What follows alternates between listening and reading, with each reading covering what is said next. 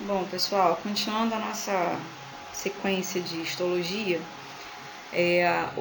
agora a gente vai falar de tecido muscular, né? Lembrando, né, que ele está relacionado só à nossa musculatura, né? Apesar de ter uma conexão com os ossos, né, existe um tecido que é ósseo, né, especificamente. Então, a função desse tecido muscular é uma função de sustentação e locomoção, né? Só pensar exatamente na nossa musculatura. Ele possui células alongadas e altamente contráteis, bem diferentes de outras células, né, que são mais circulares, por exemplo, né? Ela é uma célula alongada, comprida, e ela tem uma capacidade de contração. Nessas células, a gente tem alguns filamentos proteicos, né, que facilitam esse processo de contração, que são as proteínas chamadas de actina e miosina, né? Elas fazem um processo de encurtamento das fibras e nesse processo de encurtamento elas promovem a contração muscular. Tá? A gente tem alguns tipos de tecidos musculares específicos. O primeiro dele é o tecido estriado esquelético, que são os tecidos inseridos nos ossos do nosso esqueleto. Né? Eles possuem estrias, né? Então não é um tecido liso, ele é um tecido cheio de estrias, formado pelos miócitos, né? Que são essas células musculares. Tem uma contração voluntária, forte, né? E também rápida, tá?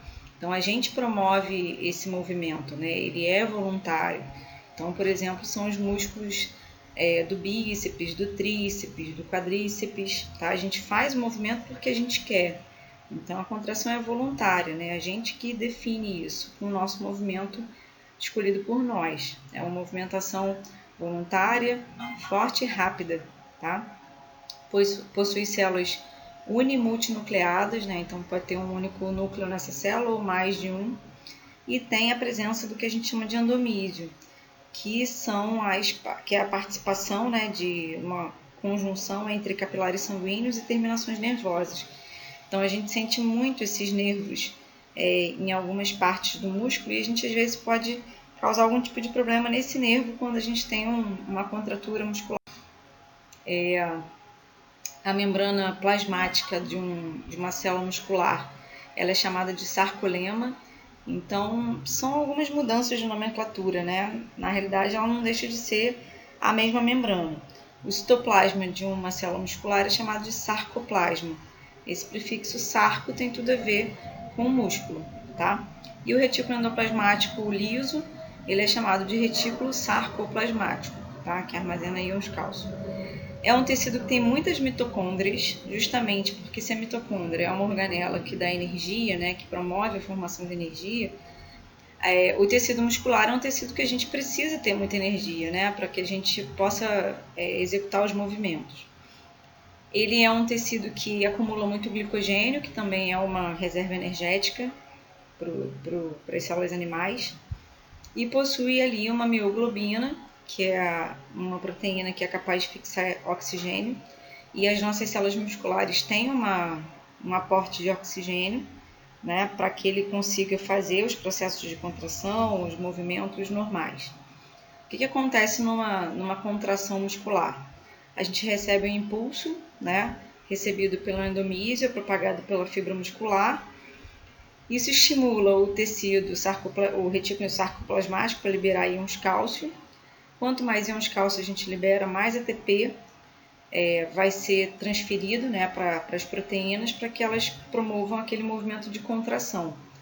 Essa contração da actina e miosina, né, são proteínas que se deslocam, né, uma sobre a outra e promovem o processo de encurtamento da fibra. É como se a gente estivesse pegando os nossos dedos das mãos, abrisse os nossos dedos e encaixasse os dedos de uma mão nos dedos da outra mão, tá? Então os dedos ficam todos meio entrelaçados e esse encurtamento é como se a gente estivesse chegando as nossas mãos mais para dentro do dedo, do dedo da outra mão e voltando, indo e voltando, tá? Então é assim exatamente que acontece com esse movimento de contração, tá? Depois a gente cessa o estímulo nervoso e a liberação de íons cálcio, e aí a gente desfaz essa contração e tem um relaxamento muscular. Isso é automático. O tecido estriado cardíaco é o que compõe o coração, né? Pelo próprio nome dá para perceber isso. Quase em sua totalidade ele tem umas células multinucleadas, também possui estrias, também possui endomísio e tem discos intercalares, né? Que são conexões entre os músculos que permite com que esse estímulo passe com muita rapidez. Esse tecido estriado cardíaco ele tem uma contração involuntária, então a gente não controla o batimento cardíaco, né? Ele tem uma contração muscular própria, né? Constante, inclusive rápida também, né? E tem um controle aí um controle elétrico também, tá? Então o coração bate num sistema mecânico, mas também elétrico, que é o que está apontando aí para esse nó sinoatrial. E o tecido liso, né, muscular liso, ele não apresenta estrias, ele está presente em algumas musculaturas internas, em órgãos internos do nosso corpo. Tem células uninucleadas, apenas um núcleo, com contração involuntária e lenta. A gente também não controla, mas é uma contração lenta, tá? Não tem essa orientação de actina e miosina, tem presença de endomísio e fibras colágenas e elásticas. Então, por exemplo, a gente encontra ele na musculatura uterina, dos vasos sanguíneos, de algumas glândulas, do esôfago. Então, quando a gente engole um alimento e esse alimento desce pelo nosso esôfago, ele desce e esse esôfago está fazendo uma contração, né? Ele vai empurrando o alimento para ele descer e chegar até o estômago. Mas essa contração, ela é lenta, tá? Não é rápida. Né? Tanto é que às vezes a gente se sente meio entalado, a gente quer beber algum líquido para ajudar a descer, né? A gente mastigou mal, pegou um pedaço muito grande e não mastigou direito. Mas é involuntário, né? O nosso corpo faz por conta própria.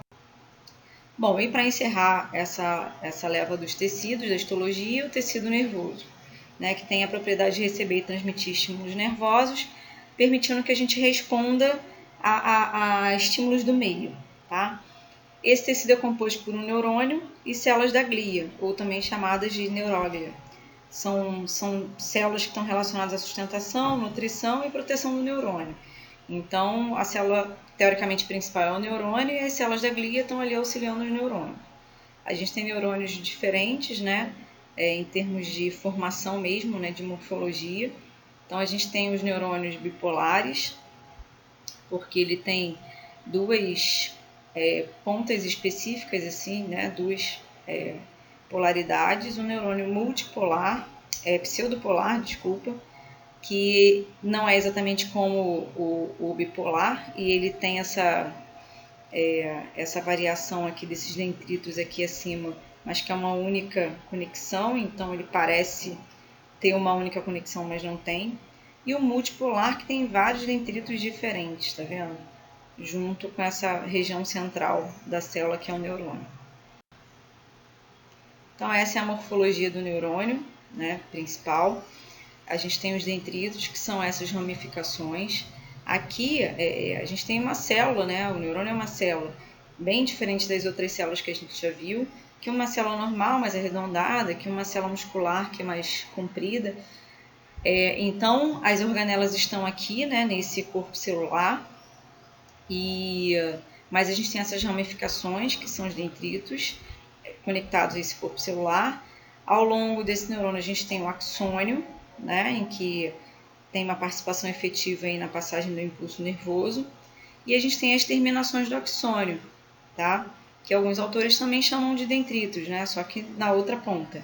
Mas são terminações do axônio, né? Uma parte final do axônio. Entre cada nódulo aqui, cada bainha de mielina que a gente tem aqui no axônio, que é comprido, né? A gente tem os nódulos de Ranvier, que são essas conexões entre uma bainha e outra, tá? Essa bainha de mielina, ela facilita a propagação do impulso nervoso, faz com que a propagação seja mais rápida. Existem neurônios que não têm bainha de mielina e existem os que têm. Então, são os neurônios mielinizados ou não mielinizados. Se eles tiverem bainha de mielina, esse impulso nervoso passa mais rápido, porque a gente diz que ele tem um impulso saltatório. Ele vai passando de um nódulo para outro mais rapidamente, diferente do que não tem bainha, tá? e as células de Schwann que compõem essa bainha de mielina. Quando a gente estudar sistema nervoso, a gente vai entrar em mais detalhes, inclusive. Tá? E o corpúsculo de Snitsky também auxilia aí na propagação. Todas essas partes, que são bem específicas de um neurônio, todas elas auxiliam de alguma maneira a propagação de um impulso. As células da glia, né, que são as neuróglias ou biliócitos que a gente chama, né, ela tem uma composição, né, de uma série de partes, né, então a gente pode ter os astrócitos, que são grandes, né, tem prolongamentos que unem neurônios a capilares sanguíneos, promovem a sustentação física e a nutrição dos neurônios. Os oligodendrócitos, que são até mais conhecidos, que produzem a manutenção, produzem e fazem a manutenção da bainha de mielina, dos neurônios do sistema nervoso central. As células de Schwann, que também fazem a mesma função, só que do sistema nervoso periférico. Essa diferenciação do sistema nervoso central e periférico a gente vai ver mais à frente, mas o sistema nervoso central está mais relacionado ao encéfalo e à medula espinhal, e o sistema nervoso periférico mais aos nervos, né, entre outras partes específicas. As micróglias, que fagocitam corpos estranhos e restos celulares do tecido nervoso necessário. As células ependimárias, que a gente nem fala muito, né, normalmente, tá? Nem vou entrar em muito detalhe aqui, mas elas fazem um arranjo quando elas estão relacionadas lá à medula e ao encéfalo. E a gente tem uma classificação dos neurônios, né? Existem neurônios muito distintos. Não sei se vocês sabem, mas a gente tem uma tendência a achar que neurônios estão na região encefálica, né, da cabeça, né, do crânio. Mas a gente tem neurônios espalhados pelo corpo inteiro, até a ponta dos dedos dos pés, tá? Esses neurônios podem ser pequenos, curtos ou longos. A gente tem neurônios de até 1 metro, tá?